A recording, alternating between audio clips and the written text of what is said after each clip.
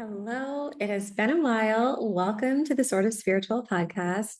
I am coming to you today with a really special episode from one of my dear friends, Erin Kyna, and we're going to be talking about all things astrology, human design, and sexuality. And if you follow me, you may know I've been quite interested for a while of creating a course on human design and sexuality, but it just hasn't been quite aligned. So, foreshadowing of what's to come. And I just think it's such an important conversation. We talk about this in the episode, but one of the reasons I love human design so much is that it gives you language to speak about your experience. It shows you things that exist in you that you may know are there, but maybe you didn't quite have the awareness of what that thing was exactly. And so I think astrology is just another layer to add on to that. And I think both systems are so beautiful to help us understand ourselves. And Erin is a brilliant sex coach. She is also an incredible astrologer and a good friend of mine here in Bali. And it just has aligned so perfectly for this to come together and to have this conversation. And I hope you enjoy it. I think it's really powerful to understand ourselves from this perspective. And if you're following me on Instagram at Sort of Spiritual, I will be creating some more educational content over the next couple of weeks around sexuality and human design. So keep an eye out for that. And of course, if you want to go deeper, we're going to share in the episode how you can do that to work with us as well. So without further ado, there's a whole lot I could say. A whole lot has happened since I've last created a podcast episode, but I really want the focus to be on the sexuality, human design, astrology, all of that we're talking about today. So let's get into it. Hello, everyone. I'm so excited to introduce you to one of my dear friends in Bali, Erin Kyna. And we have a really special episode to share with you today. We are going to be talking all about sexuality, human design, and astrology. So, Erin, if you want to introduce yourself quickly in terms of who you are and your astrology and the sexuality piece, because I know, just have so much to give to this world in this realm. Thanks. It's such a big question, though, to say, Erin, tell us who you are. Primarily, I am a sexuality coach and healer, and I've been running my coaching practice since 2011. So I've had over a decade of experience of helping people transform through so many areas of their life. And as my own life has evolved and transformed, and I've gone through my own awakenings, my business grows with me. So I feel really, really lucky to be able to share. I follow my path, and then I get to share my path with others in order to bring them along in the transformation. So after I went through a huge sexual awakening in my own life, my business started moving towards sexuality. However, people had seen it in me since I was 20. So 20 years ago, more than 20 years ago, people were saying, I think you're here to work in sexuality. And I was like, no, so much resistance, so much of my own internalized shame, so much fear about my family's judgments and projections. And I really resisted the work for a long time. And I had so many clients asking me, and then it just got to a point where it was so evident that this is exactly what I'm meant to do. So once I'd worked through all of that stuff internally, my business has morphed into sexuality focused coaching, healing, and it's just been absolutely amazing. It feels like the truest expression of me yet. So I support people through their sexual awakenings. I help facilitate and initiate sexual and spiritual awakenings, and astrology and multiple other tools as well get woven into my work. And the premise of all of my work really is empowering people to be the truest expression of who they are and to come into that place of love and acceptance of who they are, just like I've had to, regardless of all of the things that I was not comfortable with myself, or things that I was challenged by, or even just having a big area of, I don't know this about myself. As you come into that clearer definition of understanding and accepting and loving and expressing that part of yourself, life just becomes infinitely better in every single way. So I'm very happy, very, very happy that this is my life and this is what I get to do. And I get to take other people to this awesome place of self-acceptance. And you're so perfect to be doing this work, as you said. I feel like it's just so aligned for you. Yeah, it's in my astrology. Actually, I just had an astrological reading about a month ago, and the first thing she said was like, as soon as I saw your chart, it is so perfect that you're talking about like sexual healing. And I was like, I know, finally. I know. Only took me 40 years to decondition. But you got here, which is the Yeah. important part. Yeah. And to share a little bit about myself and introducing, me working in this field to my audience, obviously, you guys know I'm a human design teacher. And about 7 years ago, when I was leaving my marriage, I kept thinking, like, I really need a sex therapist. I really need a sex therapist. And the first person I dated out of my marriage was a sex therapist, And it was like, okay, I need to be more specific about these manifestations. That wasn't exactly what I meant, but it was obviously such a huge blessing. And he really introduced me to so much in the world of sexuality. And, through spending all these years with him, I learned so much. And so when I came across human design, obviously that was something that was transformational for me. But when I came across the sexuality part of human design, I also just thought it was so fascinating and so validating, because I just see human design as such a tool for validation, for understanding yourself. And when you can see things written in your design or written in your astrology, I feel like it just gives you such permission to be who you are. And so for a few years now, I've been wanting to create a course on human design and sexuality, and it just hasn't quite happened. And earlier this year, I reached out to Erin and I was like, hey, I think you would be perfect to create a course with me about human design and astrology and sexuality. So you really can understand yourself from all of these different angles. So if that's something that's interesting to you, which I know it's so interesting to so many people, this is such a hot topic, get on our wait list. The course is going to be launching soon. The link will be, I don't know, down below wherever you're listening to this. But it's sortofspiritual.com/astrohd. And we are going to share so much with you today about human design and astrology and sexuality. But if this is something when you're like immediately, yes, I need to know more, we will be creating more for you. Okay. So that being said, I think we're both so excited about this. And a big reason why we're talking about this is because it's something that is so needed in our world. Human design talks so much about the not self, it talks so much about conditioning. And I think this is just amplified when it comes to the world of sexuality. We have so much repression, so much shame, so many sort of societal standards and norms that are really damaging and really don't create an environment to safely explore or to be free for a lot of people. And again, human design and astrology are just such powerful tools to help us explore this. Exactly. When I started getting into astrology, actually, which I can't even remember when it came into my life, I've been obsessed with it since I was a kid. And I feel like it was speaking to me somehow. Like I look at a chart and it's just like screaming. Certain aspects are just screaming at me. And I have a cluster of planets in my chart that would really quite often speak to sexual traumas, which is definitely the path that I've walked in this lifetime. And although our charts don't change, I know that we change, and we get this opportunity to look at things that have hindered us, that have conditioned us, that have held us back, that have traumatized us, or have simply just been in an area we haven't explored. And we get to start doing this work of validating ourselves, understanding and accepting ourselves. And all of a sudden, this new layer of self comes out. And I find it comes out in the chart too. All of a sudden, you're looking at the same chart, but there's something different about it, or you see another layer to it, or a new nuance to it, or a new aspect that you hadn't really paid attention to before. And it feels like the whole thing comes on this evolutionary journey with you, regardless if that's spiritual evolution or sexual evolution. And that's what I'm most excited about also, is like just giving people these tools through these amazing systems that have been provided to us as humans that will expedite their personal, spiritual, and sexual growth. Yes. So to set the context for this episode and for the work that we're going to be doing here, we wanted to share some of our beliefs around sex and sexuality.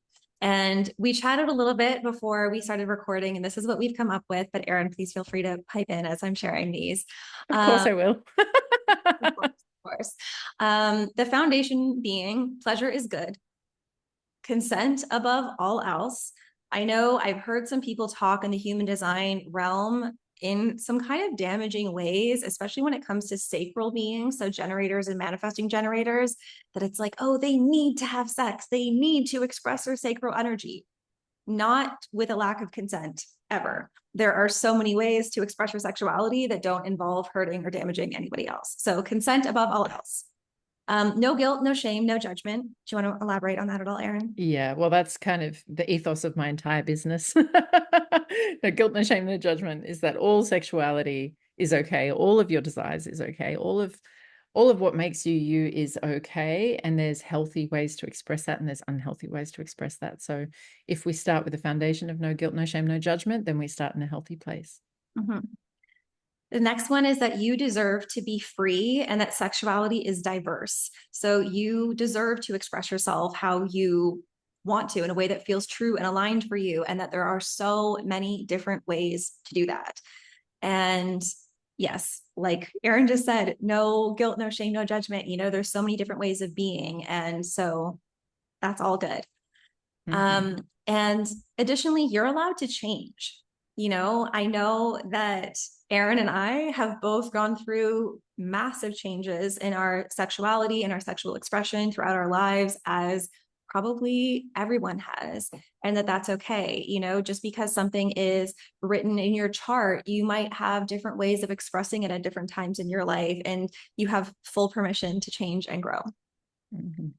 And that we also believe in sexuality, or sexual alignment, I guess I would say, in the sense that you get to do and be who and what feels aligned for you. And regardless of what your chart says in human design or in astrology, that's a point for you to reflect on and for you to express. And it might be something that's confronting at first, and it might not feel aligned at first, or you might have judgment towards it at first. But this is all about alignment with who you are and what feels good and right for you. Amazing. Cool. So let's get into the astrology and sexuality and human design of it all. And one of the things I want to start off talking about in human design is one of the big lenses that we look at sexuality through when it comes to human design is through circuitry. And there's three main types of circuits when it comes to human design. I'll make some Instagram posts about this at some point so that we have some visuals that will be helpful. But the idea being that these three different circuits, so we have the individual circuitry, the tribal circuitry, and the collective circuitry, have very different needs, wants, and desires. And so because our circuitry has different needs, wants, and desires, so do we. And it creates a lot of ideas of how things should be based on, predominant energies and people in charge and all of this and control. And the basis being that there's different ways of operating, and likely within yourself, there's going to be different ways of operating. So when it comes to the individual circuitry, there's a lot of kind of what can be mistaken for love when it comes to sexuality, because it's like big emotions and romance and feelings, and it's related to the acoustic part of our senses. And so Erin knows this well about me, that I can be a little foolish for the acoustics, in the sense of words sometimes can get me over actions. It's like the romance of things, and like, oh, he said this to me, and it's like, okay, but what is he doing? And so that's part of the individual circuitry, the acoustic nature, the romance, the like hearing nice things, the pleasure of it all. And do we want to pause and share anything about astrology here, or do you want me to keep going? Please keep going. And so we have the individual nature, which, like I said, is very on the romantic, feeling, lovey sort of side. It doesn't necessarily mean there's any love or commitment there. That doesn't exist in the individual area. But when we get to tribal, that's a lot more practical when it comes to sex. So this is like the agreement of marriage, of how marriage used to exist, of like a tribal exchange. Like, I'll give you my daughter and you get this land, and we're going to have this agreement. You're going to provide housing and shelter and money and cows or whatever, and I will provide you with children and whatever else the agreement happens to be. But it's very much about agreements. And so again, this is something that can be really interesting, because we don't often really think about sexual agreements, although I think we should, and we'll definitely talk about this a lot more. But whether it comes to agreements in terms of like consent and what we're agreeing on, or whether it comes to agreements in terms of relationships, like maybe you marry somebody and they have the expectation that with the marriage agreement, you are there to provide for them sexually when they want and how they want. And that might not be an agreement that you're aware you signed up for. That's one of the tribal ways of looking at sex. It's not romantic, it's practical. It's about, you know, the genetic imperative to reproduce, which again, from a human design perspective, we're really in this area of transition coming up to 2027. And then the third area that we're looking at is collective. And the collective area is very much about fantasy and trying things new and having fun and really experimenting with like what is beyond our current experience. And so that is, again, very different from the individual, which is here to feel like lovey and emotional, and then the tribal, which is here to make agreements and have it be very pragmatic. We then get to the collective, which is again so different, of wanting to have these experiences, wanting to be free from the rules and free from the taboos, which is, yeah, like I said, just so at odds with the other two types. And as I mentioned, there's a really good chance that you have these different types of circuitry in your design, which creates conflict. So not obvious, or not only do we have these conflicts within our society, but so much of them live within ourselves. Yeah, when we look at ourselves sexually through astrology, we're looking really at the planets, the signs, the houses, and then the way that the planets each speaking to each other, the aspects. And at the end of the day, every planet can be a sexual planet, or every planet has a way of expressing itself through sexuality. So if that planet is placed in a house that's a more inherently sexual house, then we're going to see the sexual signs of that being expressed. However, some of those planets might be in signs and houses that have nothing to do with our sexual expression, and therefore don't become an archetype that we tend to express sexually. But what we're really looking for is, well, what we're really looking at is we have this kind of relationship between the sun and Mars, both being incredibly masculine, fiery, action-oriented planets that kind of rule the more masculine aspects of sexuality.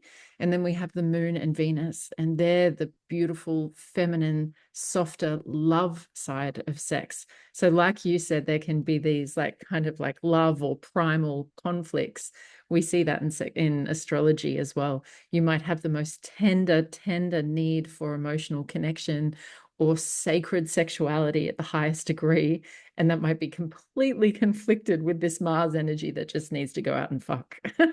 That is a warrior and needs to conquest. And I really see it in people. And some of the other aspects that I see quite a lot of conflictions between is, am I here to bond very deeply with one person, or am I here to connect collectively, which is where I would see more people who have a more poly nature having some of those aspects within their chart.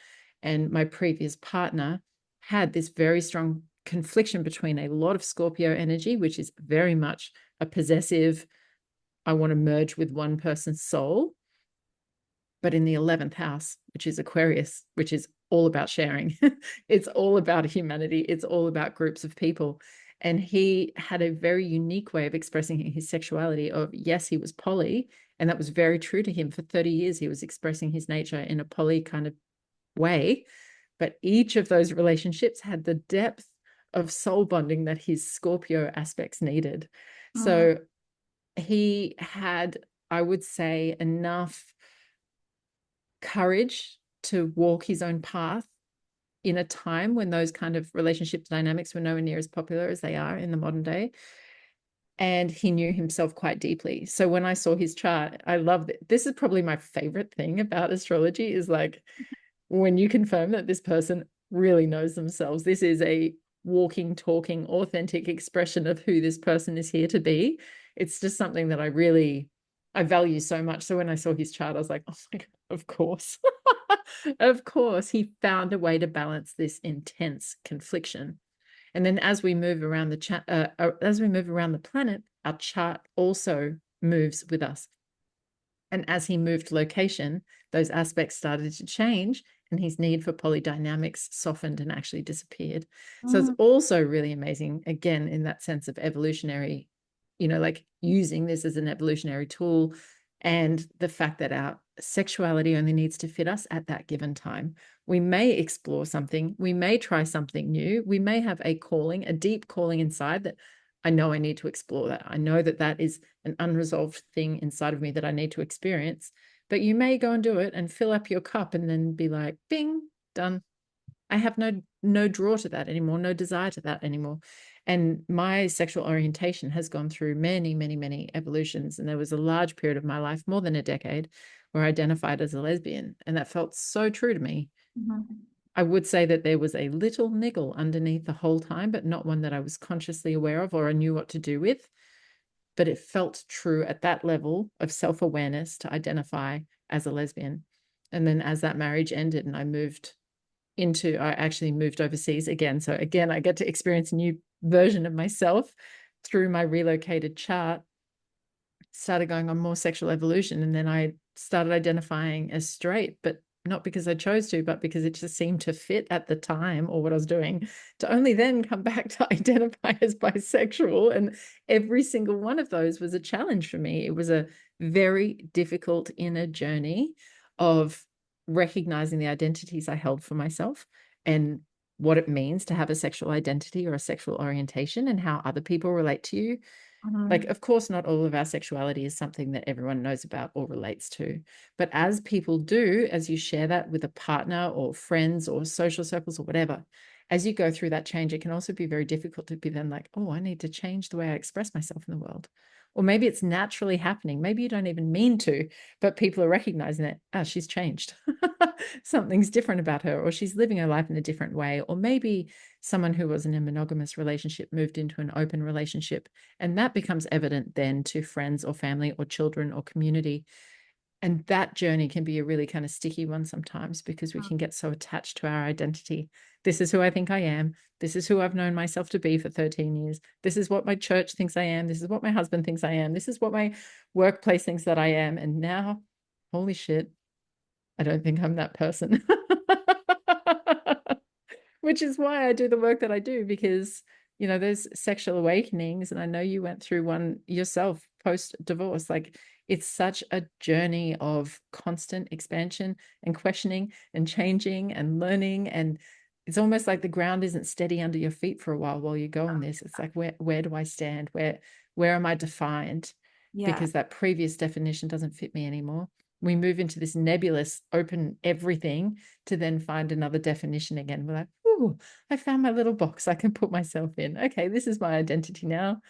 And then life comes along and starts rocking the ground under your feet again. You're like, uh-oh. And so I've learned now to not get attached to any identity, to not rigidly define myself in a box. Mm-hmm. And certainly sexually, but to be instead say, okay, this context serves me to understand myself at this given time. Yes. But I also know that I'm a constantly evolving creature. What I know about myself now may not work in the future. Like I've never had a strictly monogamous relationship in my life, and I'm 42. And I just don't know what I don't know. Even though I haven't known myself to be strictly monogamous up until this point, that's not to say that the right person and the right circumstances and the right time of my life comes along where that feels like the most right and the most true thing for me. Mm-hmm. So even though I have honestly a little bit of fear around it, if someone asked me to be monogamous, I would feel, the bisexual in me would feel a little bit afraid of the lack of self-expression that I have known in the past. And because now I'm such a big advocate for authentic, truthful self-expression, if I got myself into a situation where I felt like me being me could harm someone, like that my desires or the things that I want in my life or the way that I need to express my sexuality causes someone harm, then that's to me a sure sign that that relationship's not for me. I want to be all of myself and no, I'm not harming you. So if someone came along and they said, hey, in my little worldview, I am absolutely strictly monogamous and it's all I want. Ooh, over here in my worldview, I can't give you that as an authentic expression. Then to me, that says there's an inherent incompatibility in that. Mm-hmm. But what we usually see is people denying themselves. They don't necessarily clearly understand themselves or stand by their values. And so they go, okay, I'll try and make it work, or I'll sacrifice this part of my sexuality for my marriage, or we've got kids now, so we can't go out and explore those things. Or, there's all these ways in which we diminish ourselves, our sexual desires, our kinks, our pleasure, our dreams, in the name of trying to keep everyone else around us happy. Mm-hmm. And I think a word that always comes to mind when I think of that is like contorting yourself. Yes. And to your point, we can change and grow and evolve. And where you're at right now, if someone was like, hey, I want a monogamous relationship, that might feel restrictive. But in a month, in a year, in 10 years, it might feel perfect and completely aligned. Right. Yes. And this is where I'm such a proponent of understanding our charts, whether it's astrology or human design, but using your own intuition, your own knowing. Obviously human design talks about your authority to see what actually is aligned for you in that moment. And it's not about, well, this is what my chart says, my Venus is in the sign of Gemini. So like, I have to have multiple partners all the time. I have to be flirting with everybody all the time. And it's like, well, that's not necessarily the truth, right? There's so many aspects that go into it. And it's like, what is aligned for you at the moment? And one of the things that, for example, when it comes to authority, I'm going to put a little PSA out there as an emotional authority person, is like, if you have any of the authorities that are not designed to make clear decisions in the moment, that comes to sex as well. That comes to relationships as well. And, I've unfortunately in the past gotten myself into not great situations going on dates with people where I don't have clarity in the moment, and things maybe move a little bit too quickly and in a direction that I don't want them to, but I don't have clarity in the moment. And so that's something that I've learned to implement. Or, I haven't been dating a lot in recent months, let's say, but in the future, it's like, if I am dating somebody, it's like, have a definite end to that, so that you meet somebody for an hour, for 2 hours, and then end, done. You are not making any further decisions today because you don't have clarity. You won't have clarity, and that's not in a way of shaming people with one night stands or with spontaneity, but it's something for you to experiment with and understand with yourself. And if you have emotional authority, it might be a good opportunity to do some reflection of like, hey, do those spontaneous decisions when it comes to my sexuality serve me? Or do I end up feeling bad afterwards, or feeling like I did something that wasn't aligned for me? You know what I mean? Yes. As a fellow emotional authority and Venus in Gemini, because I know we have both of those things. We share both of those things. That's my standard as well. Now, at this age, now that I understand myself, it's like, yes, I can't make a decision on a first meeting. Mm-mm. My first meeting, and I set it up in advance like that, any kind of first date or anything, it's like, this is an opportunity to get to meet and see what vibe is there. And then we can meet again. Mm-hmm. And it does give me the time, same as you, to just go away and process the experience and not act with the lack of clarity. And I think that this is something that does happen a lot in sexuality, because the immediate presence of passion or chemistry or attraction can be interpreted in so many ways. Mm-hmm. And whatever we're looking for from that sexual interaction or potential sexual interaction, we all come into something differently. So we might be looking for romance. We might be looking for commitment. And then we're in a situation where everything is heightened and all the feelings are there, and you feel in such an altered state away from normal that this must all be good. I'm ticking all the boxes because I feel so good. But actually that experience may not lead anywhere near what you want. And we've just taken those feel good feelings in the moment. I'm also such a big advocate for delayed gratification. It makes it so much sexier waiting, making it a long game, drawing it out and enjoying every delicious little bit, rather than just jumping in and having it too soon and then sitting back and going, oh, yeah, damn, that wasn't what I wanted, or I don't feel so good, or now we don't have the connection that I was truly seeking. And and I'd say that's far more common for women. Oh, totally. And I use this example often with manifestation, but just like as a straight up example, if you want to condense it, if you meet a partner and if their goal is to like make you come as quickly as possible, I probably never want to see you again. No, it's just like, that's not Yeah, delayed gratification, 100%. Like there needs to be, I mean, listen, there doesn't need to be. Okay. It's like, it's what works for you and what feels aligned for you. But it's quick decisions, especially like I said, when it comes to emotional authorities, are likely not going to be aligned for you.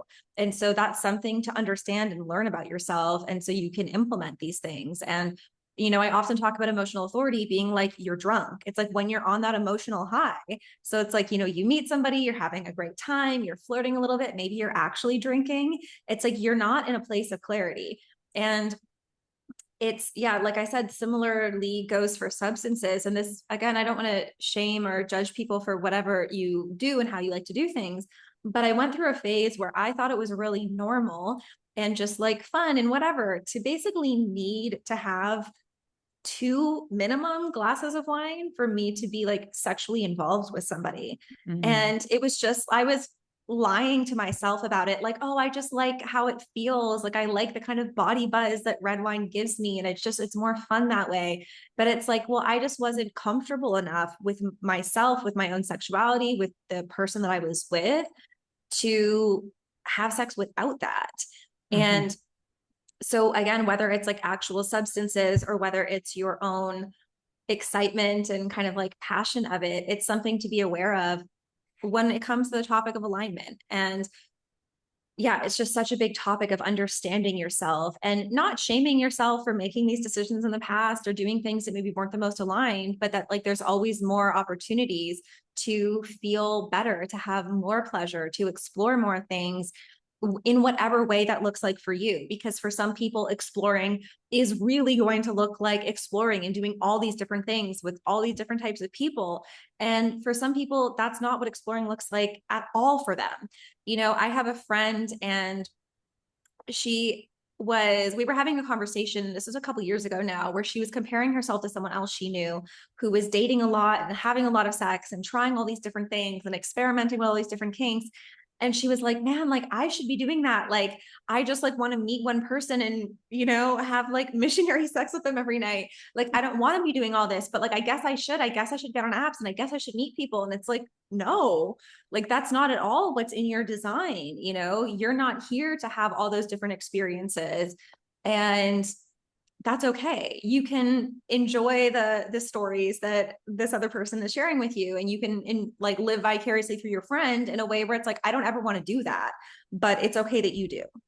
Yes. And I think certainly when I first became a digital nomad in 2016, before we even had a word for being a digital nomad, and then as my business moved towards sexuality, I would hear from a lot of people of like, oh, but like, I'm not like you though.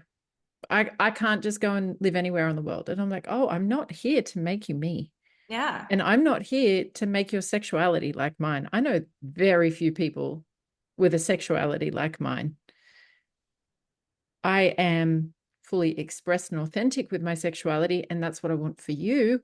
Yeah. But how it's expressed is never going to be the same. Never, never, never going to be the same. And I have a couple of people that spring to mind actually who are both in 20 plus years monogamous relationships who have the most thriving, amazing sex life you could imagine. Like they are the perfect example of people that are here to have that one track sexual experience with that one person, and that it is fulfilling and that it's alive and that it serves them both and it's never been dull and it's never died, and they're so comfortable with each other. We got in a bit of a debate because she's happy to fart in front of her husband all the time, and I was like, no, that's a limit for me. That would not create 20 years of great sex for me at all. But it's her truthful expression, and she's got a lot of Taurus energy, and that's exactly what Taurus is all about. It's like very grounded, very stable, very consistent. And it's just incredible to see that our sexuality, like you said, there's no limit to our sexuality. There is no limit to how much pleasure we can feel in our bodies or the amount of sexual experiences that we could have. That's like saying there's a limit to how much music we could ever hear in our life. It's like, no, of course, everyone's creating new music all the time. And it's inspired by everything else. And it just is this constant evolution. And our sexuality can be the same. It never needs to be dull. It never needs to be boring. It never needs to be the same. We get an entire life to learn about our minds and about our bodies and about our sexuality and express that in the most beautiful and authentic way for us. Mm-hmm. And in that same vein, some people's sexual expression is going to look like not being very sexual. You know, not everybody is here to be really sexual. And it's like your authentic expression might be a more platonic kind of love or a more platonic kind of connection where it's like you don't have that interest in being really sexual at all. And like that's again spoken in human design when we look at the gate 34, it's like the asexual gate of the sacral. And again, it doesn't mean if you have this gate that you are asexual, so don't worry. If that's something that well, is interestingly, I am on the asexuality spectrum, despite the fact that I'm also an extremely sexual person. I do have asexuality inside of me, and when the precursors for my sexuality aren't met, then I sit on the asexual side without doubt. And that was very confusing too. I wonder if I've got 34. I'm going to have to look in closer detail. But I couldn't understand myself. I didn't understand this polarity of like, how could I know on one hand that I'm a super sexual person? And now I am so happy not to be sexual and everything revolts me and you're all disgusting and I'm just in my little box of protection. Like, and it took, getting to know myself and understanding like that's called demisexual when we need this depth of emotional connection in order to feel arousal. So I can really relate to that. It's like there's absolutely nothing wrong with being asexual, and many people are not here to have a sexual incarnation, or it doesn't serve their purpose or evolution or growth whatsoever. And that is equally as valid, even though that must be a more difficult path to walk in this life where being hypersexual is kind of glorified in our societies in many ways. I think it's like being hypersexual though is glorified and shamed. Like it goes both ways. Yes. Yes. Like the irony of it all. And yeah, I Yes. can also relate to that. Like I think again, the irony of for the majority of my longest relationship, I was on birth control. I went on birth control when I was a teenager and I was on it until I was 29 years old. And it wasn't until I went off of birth control that I was like, oh, am I a sexual person? I mean, listen, I knew I was at earlier points in my life for sure, but there was a lot of it that just really numbed out. And I know so many women that have a similar experiment or experience when they're on hormonal contraceptives or, when you're under massive amounts of stress, it's like your body's not thinking about having sex, it's thinking about surviving. But I think of like when I went off the pill, it's all of a sudden like my body physically felt so different. And I mean, I'm sure I've shared this story with you, Erin, but when I went off, I was like in my kitchen one day cooking potatoes, the sexiest vegetable. They were sweet potatoes. But I just had oil on my hands and was like oiling up the potatoes. And I was like, oh yeah, like, like this feels amazing. And it's like, wow, girl, you've been, married. Dead. You've been asleep. Yeah, exactly. I've like completely been dead to all of the turn on. And again, it's really interesting. I think one of the things that human design talks about is like with the sacral center. So, Erin, you're sacrally defined, and I want to laugh about the fact that the only gate I have defined in my sacral is 34, both consciously and unconsciously. Yes. Oh, And I love it. I love that just spontaneously came. Like that shows the perfection of exactly what we're talking about. Wow. That's amazing. Yeah. And it's like, one of the things that the 34 talks about is essentially like, it's just too busy for sex. Like it can't be bothered. It's not going to make time for it. It's not something that's important to it. And now, obviously, that doesn't mean that you're not going to be a sexual person, as evidenced by Miss Erin Kyna, as well as many others. But same thing when it comes to non-sacral people. So, like myself, I'm a manifester. I don't have my sacral center defined. And yeah, there's often times that I have zero interest in anything sexual. Like it doesn't even occur to me as something to be interested in. And to your point, I think I'm quite similar where it's like, I need an intellectual connection. I need some sort of emotional Venus connection in Gemini. in order to be interested in someone like that. It's like, I don't want random experiences with random people, and I don't want random people touching me. I don't like that. And no shame to anyone who does, but that's just not something that works for me. However, it's interesting when it comes to whenever you have an undefined center is you amplify the energy of somebody else. So again, when it comes to experimenting, a lot of times I've always found this really funny. Like I feel like I've frequently been asked by men I've been in relationships with is like, what are my fantasies? You know, like, what do I desire? What's Mm. interesting to me? And it's like, I don't know. I don't know. Like, Crickets. give me something. Just silence. Oh, yeah. Exactly. It's like, I don't. And they're like, well, TMI, maybe. But it's like, what do you think about when you masturbate? And it's like, I don't fantasize. Like, that's just not how my brain works. That's not how my body works. And I think that's often common for people who are non-sacral, where it's like, and again, there's nuances to this, because remember when we talked about collective energy earlier, if you have collective channels in your design, especially coming off of your emotional solar plexus, so the 3041 and the 3635, if you have those, you're likely to be huge into fantasy, right? And I think it was when I was kind of reviewing some stuff for this podcast, I was having a little giggle to myself of like how much the collective is into fantasy, when there's like the, you know, fairy porn books just taking the world by storm. Yes. The collective's like obsessed with this like Yes. really fantastical fantasy when it comes to sex, you know? Yeah. But my point being with sacrals is like, one, if you're sacrally defined, it doesn't mean that, one, your energy is consistent. I know we're often told that, but there's nuances to that. And two, it doesn't mean that you're sexually always wanting to go. It's like your sacral is about responding. And if you're not responding to that, if it's not something that feels right in the moment, then you're not going to be feeling sexual, right?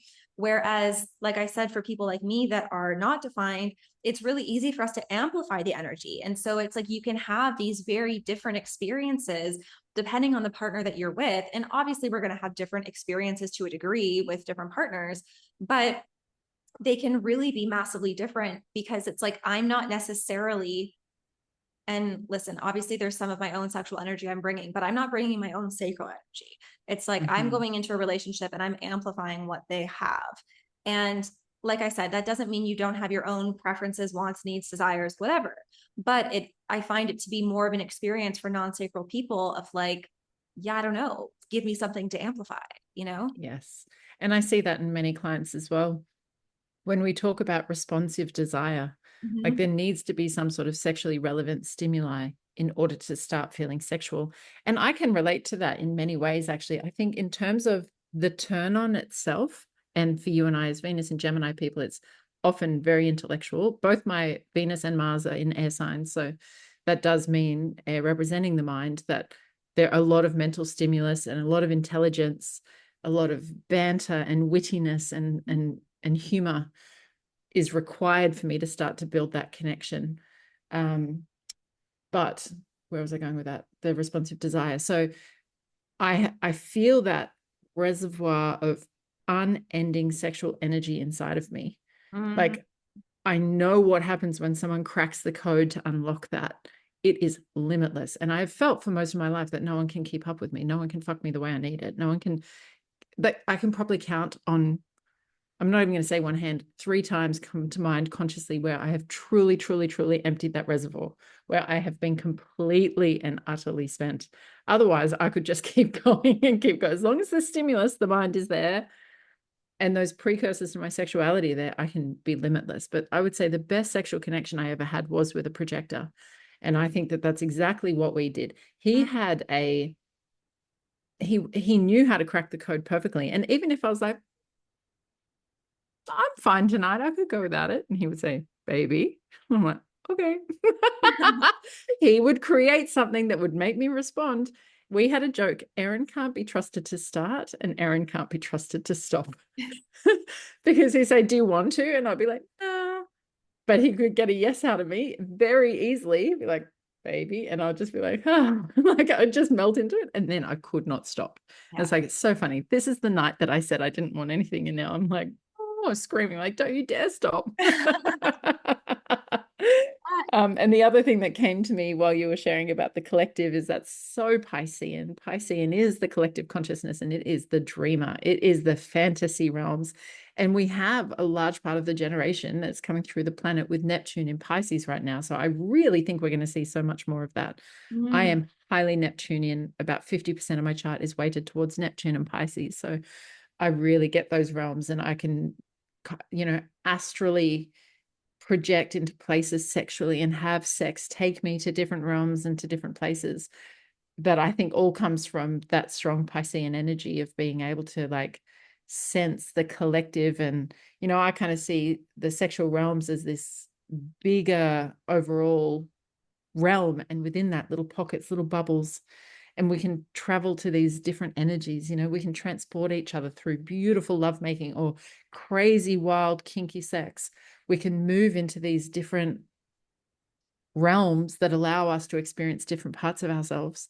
And once that relationship ended, that primary sexual relationship that I was talking about, I had so much grief because I knew there were so many of those little realms that were the combination of he and I. We got there together because of who he is and who I am and what we bring out in each other and how we merge. And without him, I can't access it on my own. And I'm waiting for someone else who could bring those ingredients to open those doorways again. But what I know, and what you really helped me through at that time we were talking about, it was like, it may never be the same as that. But what's going to happen is the new person opens the new doors that you haven't been into before. We make this new concoction of my ingredients and their ingredients, and what comes together when we're combined to just continually, unendingly explore the amazing realms of sexuality. Yeah. And I think, you know, I've gone through something similar in the past several years myself, of going through this one sort of awakening with a partner and thinking like it's never going to get better than this, and feeling this kind of like dread and like grasping, like this can't end because it's never going to be better. And Yes. I got this with someone else, right? And it's true, I'm probably never going to get that with someone else, but I've also changed and evolved. And then what I thought I couldn't live without, I don't actually want anymore. And there's a new experience that, you know, for a while, Erin has heard so much about this. It's like, I can't be without this. I don't want to be. It's like, this is what I want. And like, this is what's so aligned now. And this is what feels so good and so consuming, but also trusting that if it's happened before, it can happen again. And I'm probably not going to find the same experience. And that's okay, because I'm going to find a different one, you know, and in a different partner and in a different relationship that I'm probably going to have the same feelings about. It's like, oh no, I never want this to end. And you know, listen, and that's a beautiful step from an anxiously attached kind of tendency. And I remember I did a podcast with my beautiful friend Peter, who specializes in anxious attachment and breakup recovery. And she said to me, like, I said, I'm never going to find anything better than this. And she's like, yeah, that's what every anxiously attached person thinks. That's like, damn, mic drop. Okay, that's all I needed to hear to work on this now and get to the place where I know it only ever gets better. And that is also my experience. Every relationship has only ever got better. If I'm willing to do the self-reflection and take the growth that comes out of it and learn about myself more, that even after the pain of loss, which I think is also a beautiful, breakups are such a beautiful learning environment if you go into it consciously and with love. And then whoever arrives on the doorstep next is inevitably better than the last. And it's just amazing to kind of move through those stepping stones and just be experiencing more. And that can happen within the same relationship as well. For those people that are choosing a 20-year marriage, they go through the same evolution. It's like you go through the challenge. There is some sort of death of the old and rebirth of the new, and it just keeps getting better. Yeah. And that's where I think that human design and astrology can be so helpful, because it's something that you can come back to again and again and again. And, you know, as you're learning through your charts at this current moment and reflecting on what's true for you in this moment, you're going to see certain things, and certain things are going to jump out, and certain things are going to make sense and really resonate with you. And then, you know, a year from now, 2 years from now, you're going to go through and look at the same information, and something completely different is going to resonate and make sense and jump out at you. And there's always something to learn and to reflect on, of how you've changed, of how you've grown, of how this, you know, I often talk about, not from a sexual perspective, but just from my own human design. When I was first getting into it 7 years ago, there were so many pieces of my design that I was like, no, this doesn't resonate at all. Not me, couldn't be me, you know? And the more I got into alignment with my design, it's like, oh yeah, that 100% is me. I just didn't realize it. I didn't have the awareness. And so this is just another way to understand yourself and to reflect and to give you the permission to be who you are and to experience these different ways of being, and to also communicate it and to ask and to, because I think, again, when you have it written down somewhere, whether your human design chart or your astrology chart, it just makes it so much easier to accept what is. At least that's been my experience and the experience of so many of my clients. Yes, I think so too. And I think, okay, we might say that it's Venus in Gemini in the third house. And I think what's important is that it's never about taking that one aspect out of context. It's not just about, it's about the synthesis of all of it and how it's all communicating and how it's all playing. And I feel like our evolutionary journey is to come in on the kind of shadow side of what Venus might be when it's in Gemini in the third house. And my job is to start to flip it around into what is the highest aspect of that. Like, okay, at its lowest one, it might be very much about gossiping and deceit and cheating. And I've never, ever cheated in my life, but that holds that potential. Absolutely. But then what's the highest aspect of that I'm here to evolve into? And I think when we look at a chart, one of the downsides is that it doesn't tell us the level of consciousness at which it's being expressed. And that's where becoming more intuitive, like we can start to tap into more subtle layers of the chart and understand it more. And then we start to grow through it. So that's what I love about it as well. It's like, you'll never stop reading your own chart. You will never get to the end of your own chart, because you see it in a new way, or you synthesize it in a new way, or you come to understand it in a different way because you're expressing it at a higher level. Hopefully, some people, I'm sure, regress in their journey if they've come in all good and pure and light, have to go into the darkness and have to experience their shadows instead, and actually move in the opposite direction and experience some of their lower self traits in order to become a whole and integrated person at the end. Yeah. And to your point about the consciousness, it's like the map is not the land. The chart is not the human, whether it's yourself, whether it's someone else's chart that you're reading, whether you're looking at your and your partner's charts together. It's like the map is not the land, because to your point, you don't know what level people are at in terms of their alignment, in terms of their consciousness, in terms of where on the spectrum they're expressing themselves in their designs. And that's okay. It's, like I said, it's a reflection tool, and it's not something that is necessarily the rules for how everything has to be that you have to blindly follow, and like, I think of, for example, with being a manifester, some people think that, like, oh, manifestors have to initiate everything. So it's like, well, for the most part, I don't initiate when it comes to sex, for example. And that's also aligned with my design in other ways. Of, if you look at the line numbers in your profile, for example, so I'm a 2-4 profile, there's aspects of that's like, no, I need to be called out. I need to be invited out. It's not necessarily correct for me to initiate everything. It doesn't mean that I can't, again, because it's like, our designs don't exist in a vacuum, right? So it's like, to your point with Venus and Gemini in the third house, it's like, you are not Venus and Gemini in the third house. You are your whole chart and all of the experiences. And so you might have these energies, but you also have all of the other energies that are in there. And so I always like to caution about, obviously we simplify things and we teach things, but the oversimplification, or thinking that, like, you are this one thing because you have this one aspect. It's like, no, you are a vast human with so many aspects to you. And yeah, to your point, as you grow and evolve, different things are going to be focused on and highlighted and expressed as you learn, as you grow, as you age. Yeah. And different chapters as well, the transits that are taking place as well.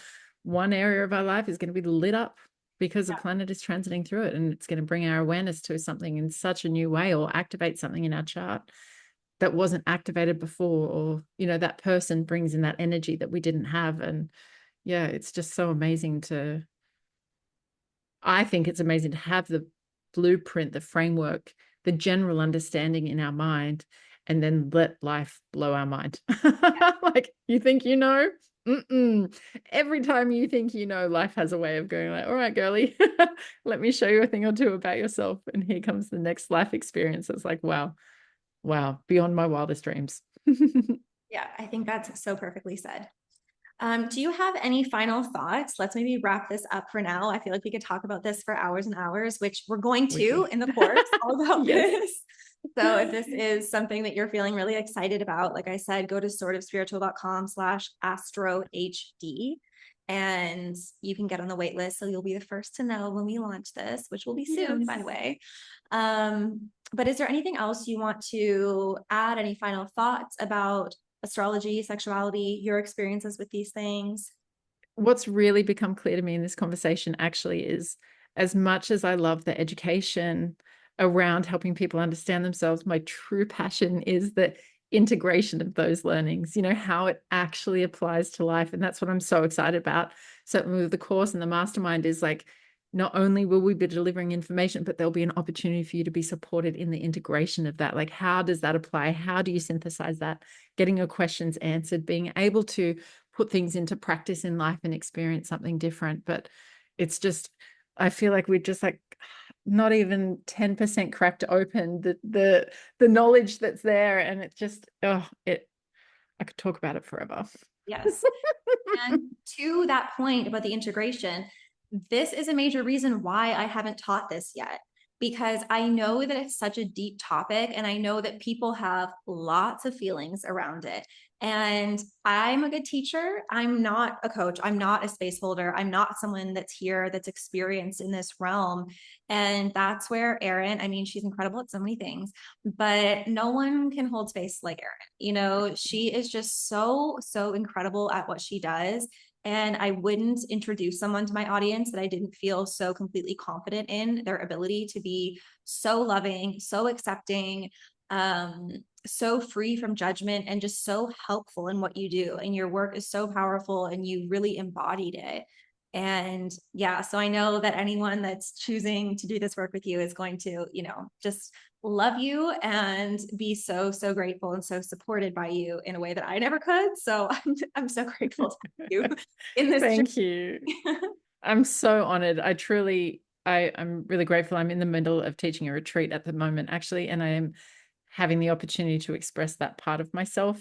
Yeah. And I see how powerful it is to hold space in a way that is so genuinely loving and accepting, but that I also know how to very succinctly drive to the point. It's like, we don't just sit in it and have some cuddles and share and just be heard. It's like, okay, now let's make that something good. Let's take that, transform that pain. It's almost like when people are talking to me, I'm seeing their consciousness and I see the beep, beep, beep, beep. It's almost like Tetris. I can see the parts. And as soon as I bring it together, it just, poof, it pops out of their consciousness. Those blocks, wherever they are within the story, I know how to just reframe it, question it, heal it, challenge it, whatever it is, to just like clear that out of the way and relieve ourselves, or whatever it is. I just love, that's what I love, is holding space in that really transformative kind of way that gets us to where we want to go as quickly as possible. So it's never without purpose. It's never just floating out into the infinite. Like some people just can talk forever. It's like, okay, let's get to the point. Let's do something fucking awesome with it. And just like the speed of the transformation is just amazing, amazing, amazing. Yes. Oh, I'm so excited. Okay. I think we're going to end it here. Like I said, we could talk about this for ages. And we will. I'm just so, so grateful that you were a sacral yes to be a part of this, with to get on this journey and to teach and share this information, because I know it's just going to be so powerful and I can't wait to do more of this. So thank you so much, Erin. Thank you, Katie, and thank you, everyone. I hope you love that as much as I did. And I hope it has you thinking and reflecting on your sexuality, your astrology, all of that. If you are curious and want to learn more, head to sortofspiritual.com/astrohd. The link will be down below so you can come and join us and learn a little bit more about what's going on here. And I'm just, so excited to share this all with you. I hope you have such a beautiful day. Thank you so much for listening. And if you think this podcast would benefit someone else that you know, please share it with them. This work is so important. Bye.